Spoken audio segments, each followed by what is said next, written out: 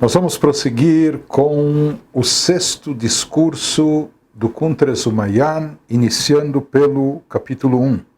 Na sequência daquilo que nós explicamos, falamos sobre a letra Rei do tetragrama, a última letra Rei do nome de Deus, que ela representa a Sefirá de Malchut, e de lá emana a vitalidade para todo o universo, e por isso ela é chamada também de Shekhinah.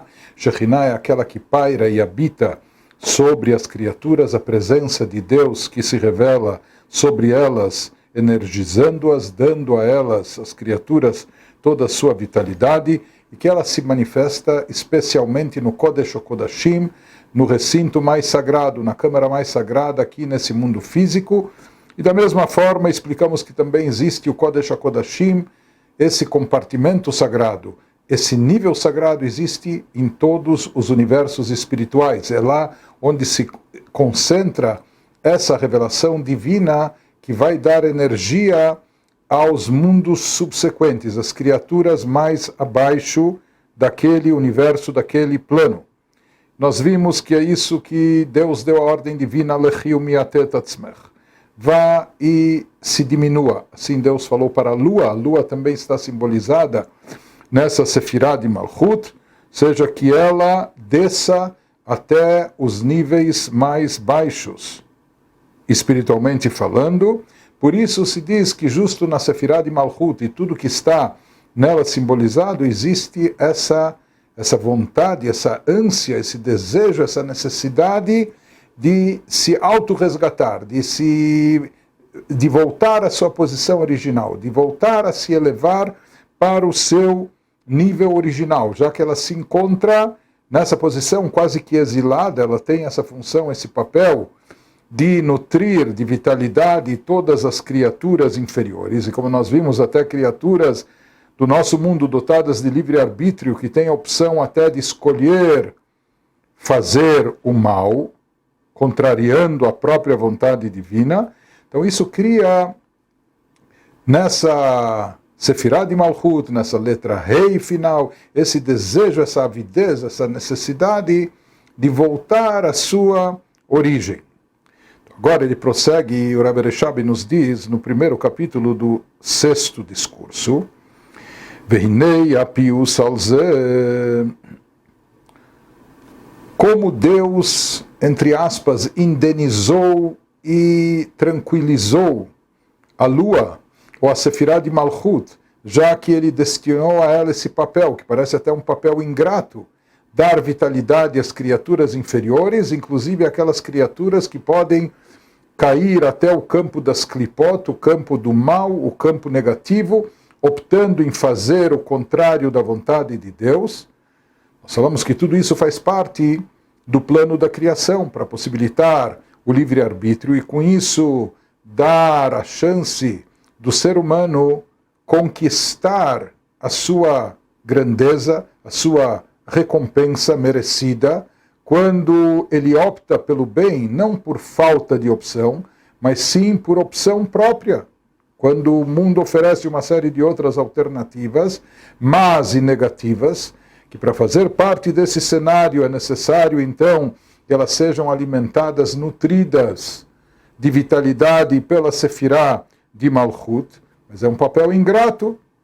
Então, como Deus a consola, como Deus a indeniza, Hinei apius alzeh, chamar lá Kadosh Baruch Hu, Deus diz a ela, Lechiu miatet atzmech, vá e se autodiminua, diminua a sua luz divina revelada e explícita, para que isso dê espaço até o surgimento da escuridão espiritual. Como Deus vai apaziguá-la, como Deus vai indenizá-la e tranquilizá-la, compensá-la. Ele diz, sabe qual é a indenização divina a ela? Tzadikim ikareu al shemech. Os tzadikim vão ser chamados pelo teu nome, assim como você.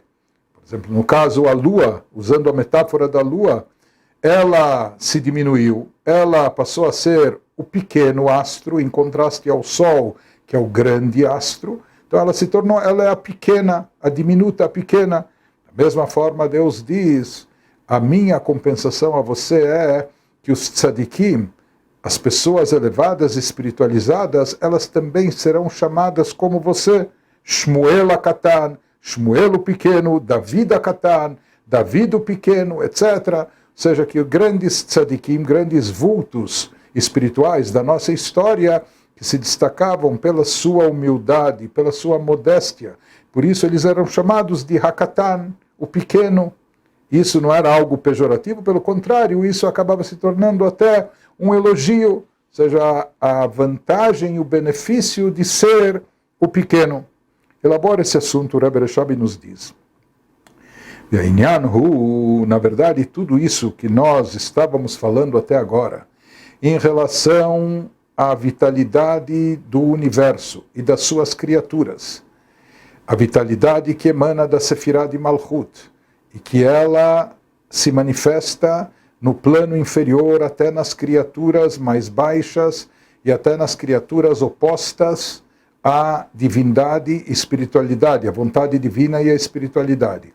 Na verdade, tudo isso representa, em pequena dimensão, o que ocorre com a alma individual, a alma particular de cada um de nós. Ou seja, esse processo de descenso da Sefirah de Malchut, e até, por assim chamar, por assim dizer, essa contrariedade dela, por estar nessa posição ingrata, assim como isso acontece no macrocosmos espiritual, o mesmo se manifesta também no microcosmos, no nosso universo particular, no mundo pessoal de cada indivíduo, de cada um de nós. Esse é o mesmo processo que ocorre na descida da nossa alma para esse mundo, quando a nossa alma, que é uma partícula da divindade, tem que se revestir de um corpo físico, chegar aqui no mundo material e estar revestida e presa a uma alma animal, etc. Então, na verdade, esse é o mesmo processo. Nos explica o Rebbe Reshab.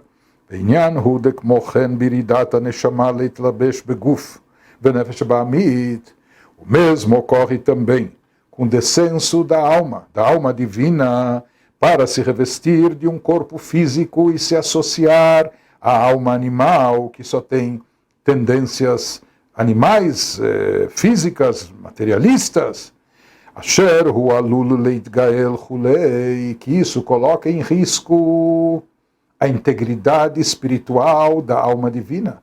Porque quando a alma divina chega aqui a esse plano material, que facilmente chega também ao materialista, se reveste de um corpo físico, com mais do que suas necessidades, com suas vontades e paixões, com seus desejos, etc. Então, facilmente ela pode degringolar, facilmente ela pode acabar se manchando, pode acabar se sujando. Ou seja, no momento que a alma divina está revestida nesse corpo físico, associada a uma alma animal, com todos os seus desejos e paixões, a pessoa pode escorregar espiritualmente com muita facilidade, pode acabar cometendo pecados e transgressões, indo contra a vontade de Deus, e com isso ela vai estar se maculando, se manchando, se sujando. E nesse mundo, em termos espirituais, todos os caminhos são extremamente perigosos para a alma divina. Que lepeta chata trovet, se diz que em cada esquina, em cada porta, o pecado está lá presente, seduzindo, assediando, atraindo a pessoa, para que a pessoa caia sobre isso, que a pessoa acabe tendo essa recaída espiritual, acabe sucumbindo ao pecado. Então, na verdade, a alma divina se encontra numa situação muito constrangedora. Ela está muito contrariada, ela está exposta a um risco e perigo, ela não está no seu habitat.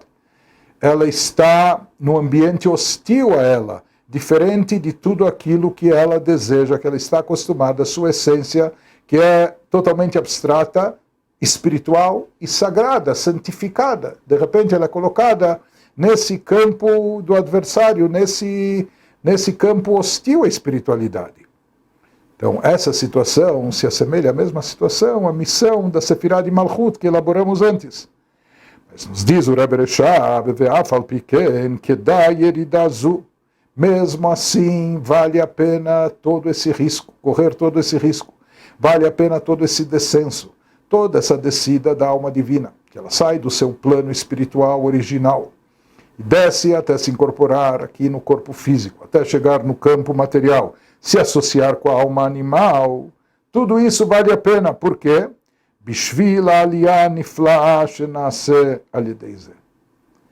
Pela elevação fabulosa que pode se alcançar através disso.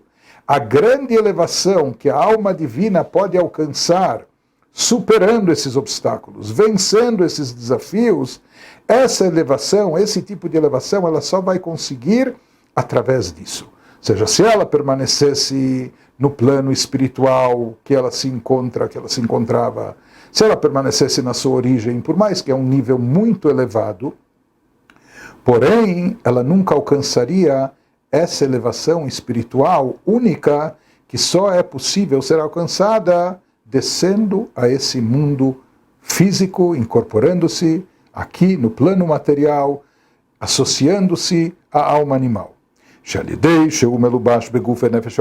Justamente através disso, justamente quando a alma divina está incorporada, de certa forma até presa, enclausurada no corpo físico, associada à alma animal, e às vezes ela é levada pelo corpo e alma animal para onde ela não deseja, não quer, e ela tem que, aqui ela está em conflito constante, ela tem que combater, ela tem que superá-los, ela tem que vencer.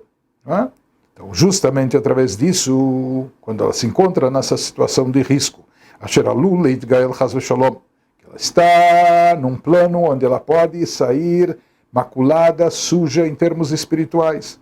Podem conduzi-la a lugares, e não só lugares físicos, mas situações que são totalmente indesejáveis. Mas quando a pessoa exerce o seu livre-arbítrio e escolhe superar essas provações, não sucumbir às tentações, a pessoa exerce autocontrole e autodomínio, e ela supera essas provações, tem desafios, tem coisas que lhe atraem, etc., mas a pessoa consegue fazer prevalecer a vontade divina, aquilo que quer a alma divina. Bechol prat, em todos os detalhes da sua vida. E a pessoa consegue dominar e debelar as suas paixões, as suas vontades, os seus interesses, etc. A pessoa não se deixa levar atrás das seduções do Yetzer Hara, da inclinação negativa. A pessoa não se deixa seduzir por tudo aquilo que oferece o Yetzer, a inclinação.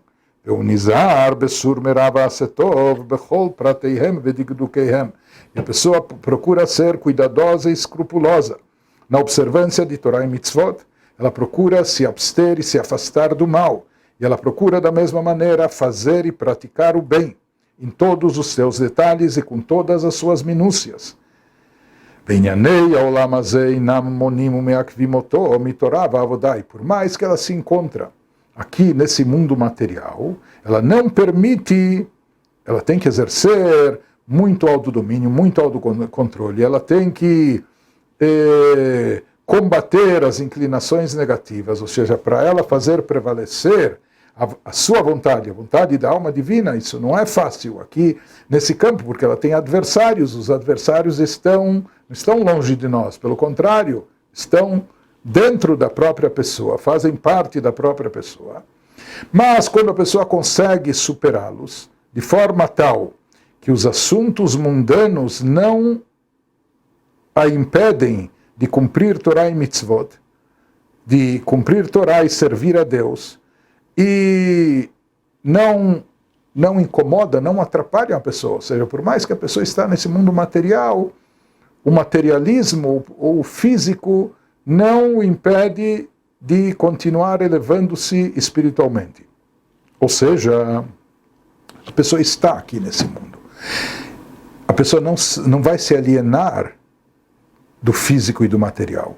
A pessoa vai estar atuando, essa é a vontade divina, que a pessoa esteja presente nesse mundo, atuando aqui nesse mundo, comendo, bebendo, trabalhando, agindo aqui, se integrando na sociedade, mas de forma tal que kol inyanav hagashmim shemukhrach bahem, todos os assuntos físicos que são vitais para a sua existência, tudo que está no plano físico e material, que é necessário para a subsistência do ser humano, a pessoa faz isso, mas faz isso como um meio de sobrevivência.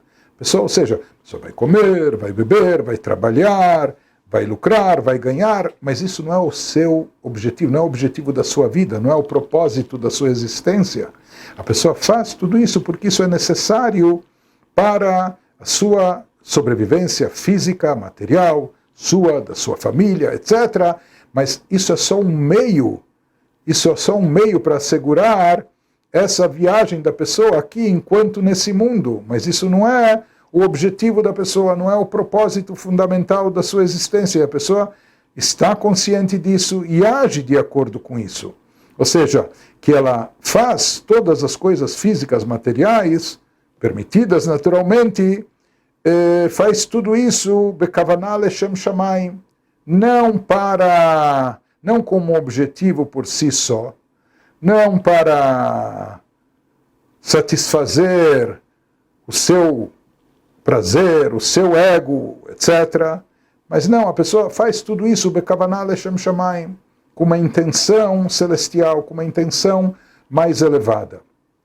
Ou seja, eu vou me alimentar bem, eu vou dormir bem, para que assim eu esteja mais disposto para estudar Torá melhor, para poder cumprir as mitzvot com mais afinco, para poder me dedicar mais ao próximo e semelhante, para poder estar mais disposto a fim de ajudá-lo, auxiliá-lo e assim por diante. Ou seja, todas as coisas físicas e materiais que a pessoa desenvolve aqui nesse mundo, ele faz não a seu bel prazer e não só para satisfação pessoal, mas com intuito celestial. Como Beachilá, por exemplo, pegando como modelo o conceito de alimentação, comida, a pessoa não vai comer só para satisfazer o seu prazer. She'eina lemalot tavat nafsho, não é apenas para saciar a sua vontade. Kim lekium gufo.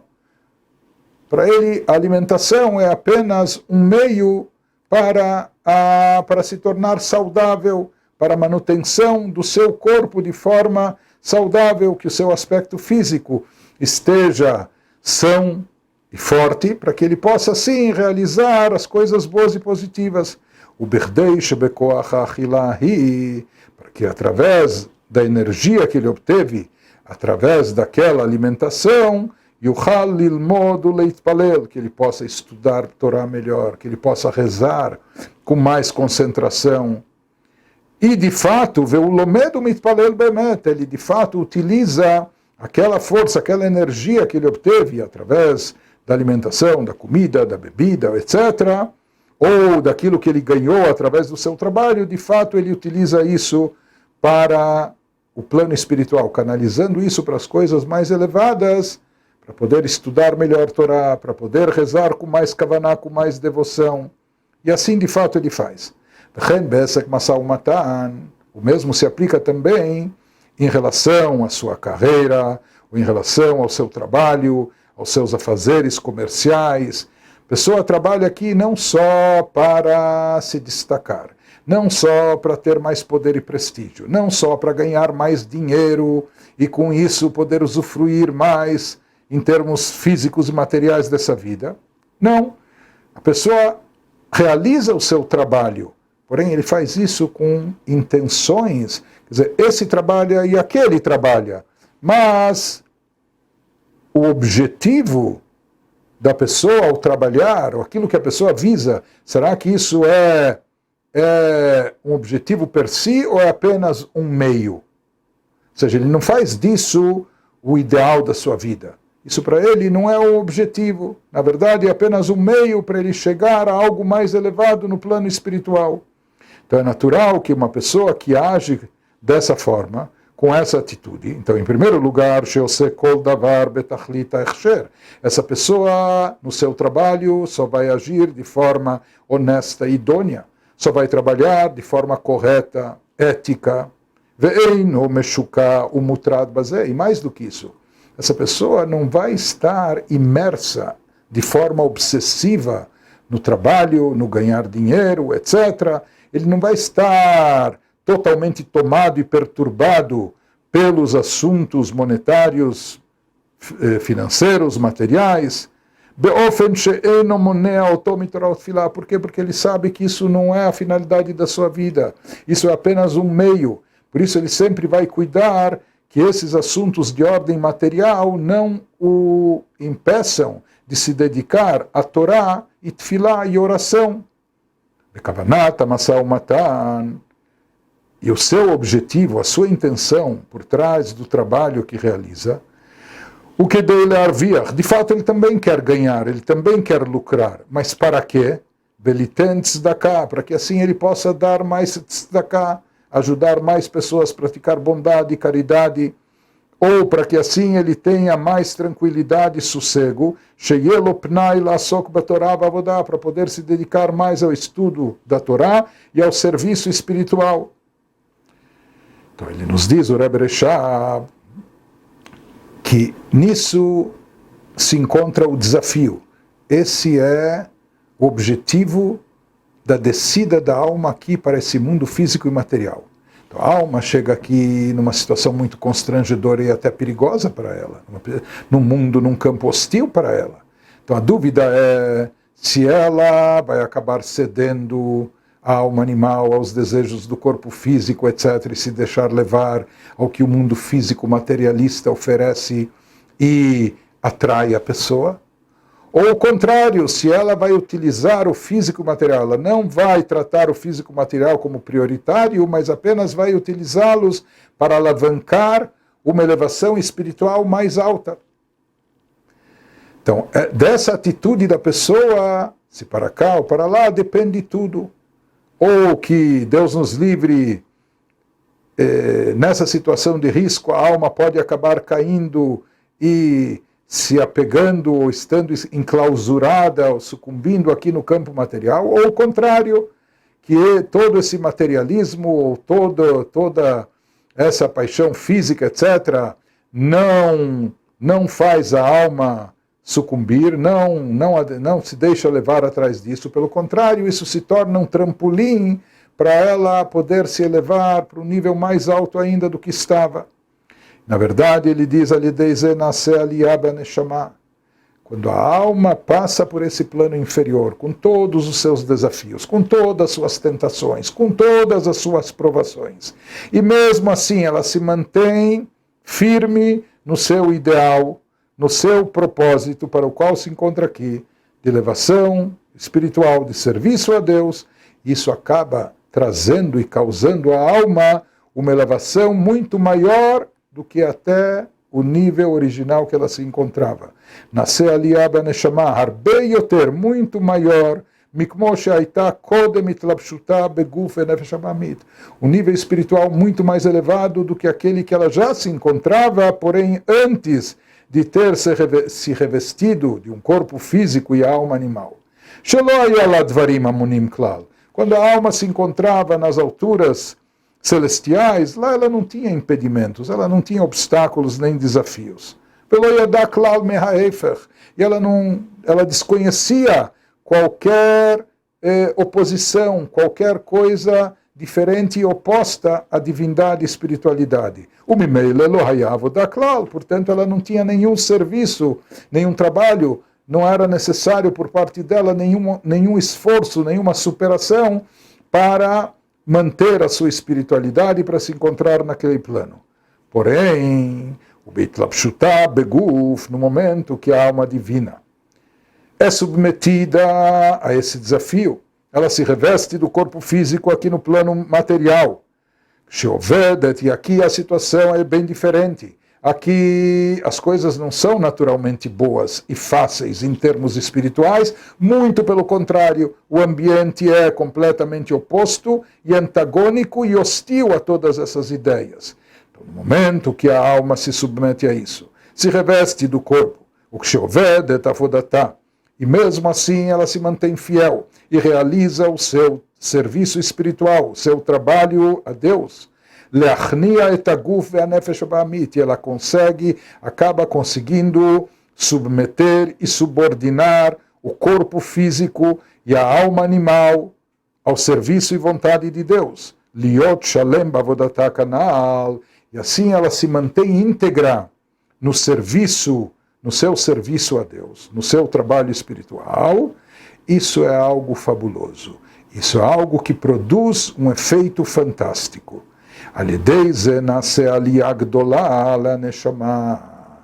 Isso produz uma elevação altíssima para a alma, uma elevação muito grande. E, na verdade, esse é o propósito da nossa vida, o propósito da nossa existência. Essa é a nossa missão aqui nesse mundo. Esse é o motivo, aquilo que se pergunta tantas vezes na Hassidut, por que que Deus mandou a nossa alma tão elevada, de um plano espiritual tão alto, por que que Ele mandou para um mundo físico materialista como o nosso? Qual o propósito disso? Qual o objetivo disso? A resposta nós encontramos aqui. Yeridah Tzorech Aliyah, que toda essa descida, na verdade, ela visa uma elevação muito maior, uma elevação muito mais alta, que isso vai alavancar, vai levar e elevar a alma a um nível transcendental muito mais alto do que ela já se encontrava originalmente. Então isso produz vencer esse desafio, superar essas barreiras do físico e material. Isso leva a alma a uma elevação enorme, e mais do que isso, essa elevação produz Tanug Gadol Lemala, um grande prazer acima. Isso proporciona, por assim dizer, uma grande satisfação a Deus. Quando o Criador observa o dilema da pessoa, da alma aqui embaixo, os desafios que ela enfrenta, o que a pessoa tem que fazer para vencer e superar todos os obstáculos aqui nesse mundo físico, aqui nesse campo material, com todas as suas atrações, com todas as suas seduções, com todos os assédios que tem. Quando mesmo assim a pessoa consegue fazer prevalecer a vontade da alma divina, superando todos esses obstáculos, isso causa uma grande satisfação acima a Deus. Como está escrito na Torá, Tzchok asali Elokim. Tzchok, uma alegria, um sorriso, asali Elokim, Deus me fez. Então, explicam os livros místicos de Davka Lidei Shem Elokim. De onde vem esse Tzchok? Se referindo a Deus como alegria, como satisfação. O riso divino, ele é derivado de onde? Asali Elokim. Está associado e vem o que faz, o que produz esse riso, essa alegria de Deus, Elokim. O nome Elokim é o nome de Deus que está associado a rigor, severidade, encobrimento. De Davka Alidei Shem Elokim, justamente aquilo que está ligado ao nome Elokim. Se diz que a revelação divindade de forma explícita está associado ao nome Havaiá, Yud-Kei Vav-Kei, ao tetragrama. E aquilo que encobre a revelação divina, seja a força do tzimtzum, da contrição, de obscurecer essa luz divina, está relacionada ao nome Elokim. Isso que fala o versículo no Teilim, que Shemesh umagen avai Elokim. Assim como há o sol, a luz do sol, e um escudo que é colocado na frente dos raios do sol e encobre a luz do sol, ou seja, não permite que ela brilhe e ilumine diretamente na face da pessoa, na mesma proporção como existe Shemesh umagen, Havai Elokim. Assim também ocorre com essas duas energias divinas representadas por esses dois nomes. O nome Havaiá, o tetragrama, Yud-Kei Vav-Kei, aquele nome que expressa a revelação divina de forma máxima, quando a luz divina está exposta explícita, enquanto que o nome Eloquim simboliza aquela barreira que obscurece e diminui essa luz divina, obscurecendo-a e fazendo com que ela seja, por assim dizer, diminuída. Isso seria o nome Havaye e Eloquim.